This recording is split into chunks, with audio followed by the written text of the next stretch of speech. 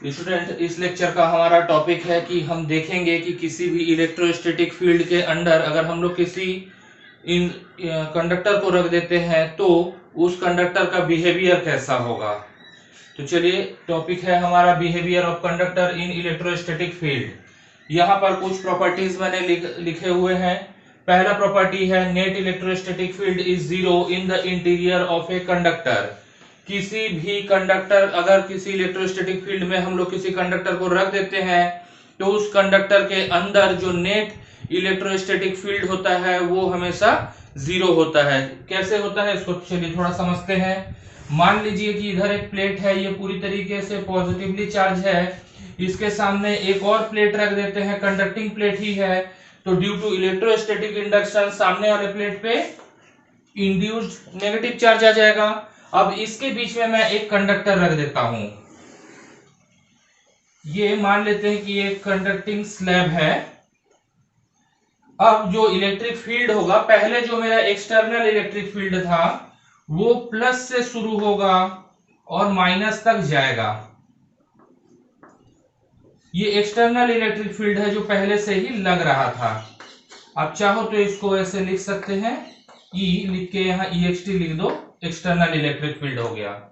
अब जो ये कंडक्टर है, अंदर में जो कंडक्टिंग स्लैब में डाला हूं, ये इसका जो इंड्यूस्ड इलेक्ट्रिक फील्ड होगा वो जस्ट इसके अपोजिट होगा। एक्सटर्नल इलेक्ट्रिक फील्ड के जस्ट अपोजिट हो जाएगा इंड्यूस्ड इलेक्ट्रिक फील्ड। इसको IND करके लिख दीजिए, इंड्यूस्ड। तो ये जो नेट इलेक्ट्रिक फील्ड होगा इस कंडक्टर के अंदर वो होगा हमारा जीरो। क्योंकि देखिए, एक्सटर्नल और इंटरनल जो इलेक्ट्रिक फील्ड है equal in magnitude, opposite in direction है, एक दूसरे के इफेक्ट को कैंसिल आउट कर देगा। इसलिए कंडक्टर के अंदर जो नेट इलेक्ट्रिक फील्ड होगा वो पूरा का पूरा जीरो होगा। वही है हमारा पहला प्रॉपर्टी। दूसरा क्या बोलता है, just outside the surface of the charged conductor electric field is normal to the surface. अब ये जो कोई भी चार्ज कंडक्टर है, मान लीजिए यहां पर मैंने एक चार्ज कंडक्टर ले लिया, ये पूरी तरीके से चार्ज है, बाहर इसका पॉजिटिव चार्ज है और अंदर due to electrostatic induction induced negative charge आ जाएंगे। ये हम लोग पहले चैप्टर में पढ़े हैं। इस कंडक्टर के अंदर जो इलेक्ट्रिक फील्ड होगा वो तो जीरो होगा, लेकिन इसके बाहर जो इलेक्ट्रिक फील्ड होगा इस सरफेस पे कहीं पर भी आप एक नॉर्मल डाल दीजिए, वो इलेक्ट्रिक फील्ड ई के डायरेक्शन को रिप्रेजेंट करेगा। यही हमारा सेकेंड प्रॉपर्टी। थर्ड प्रॉपर्टी में क्या है, the net charge in the interior of a conductor is zero. मतलब किसी भी कंडक्टर के अंदर अभी तक हमने पढ़ा है कि जो नेट इलेक्ट्रिक फील्ड होता है वो जीरो होता है, और थर्ड वाली प्रॉपर्टी में बोल रहा है किसी कंडक्टर के अंदर जो नेट चार्ज होता है वो भी जीरो होता है। कैसे होता है इसको चलिए हम लोग देख लेते हैं।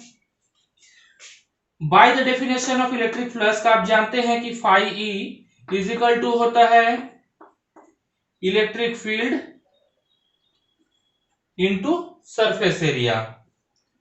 बाय द गॉस थ्योरम आप जानते हैं कि total charge, net electric flux जो निकलेगा वो टोटल चार्ज क्यू के 1/ε0 टाइम्स होता है। दोनों को कंपेयर कर दीजिए, तो electric field E into surface area S is equal to charge upon ε0। अब हम जानते हैं कि जो कंडक्टर है उसके अंदर ये E यानी इलेक्ट्रिक फील्ड जो है इसका वैल्यू जीरो हो गया। तो अगर इलेक्ट्रिक फील्ड जीरो होगा तो इस फॉर्मूला से हम कह सकते हैं कि जो टोटल चार्ज भी होता है वो भी जीरो होता है किसी कंडक्टर के ऊपर। क्योंकि किसी भी चार्ज कंडक्टर का जो पूरा का पूरा चार्ज होता है वो उसके सरफेस पे होता है, अंदर कोई भी चार्ज नहीं होता है। जब अंदर कोई चार्ज नहीं होगा तो नेट इलेक्ट्रिक फील्ड जो होता है वो भी जीरो होगा। क्योंकि इलेक्ट्रिक फील्ड का एक और फॉर्मूला होता है, E is equal to 1/4πε0 Q/r²। अगर चार्ज जीरो है तो फील्ड जीरो होगा, अगर फील्ड जीरो है तो ऑब्वियस है कि चार्ज जीरो होगा। ये तो हो गए तीन प्रॉपर्टी, और तीन प्रॉपर्टी देख लेते हैं। अब चौथा जो बिहेवियर है ये देख लेते हैं। ये है potential is constant with in and on the surface of the conductor. कहने का मतलब है कि जो भी कंडक्टर रहेगा उसके अंदर जो नेट पोटेंशियल होता है वो हमेशा कांस्टेंट रहेगा। आप जानते हो अभी तक कि फील्ड जीरो रहेगा। अब हमको इस प्रॉपर्टी में बोल क्या रहा है, जो पोटेंशियल रहेगा वो कांस्टेंट रहेगा।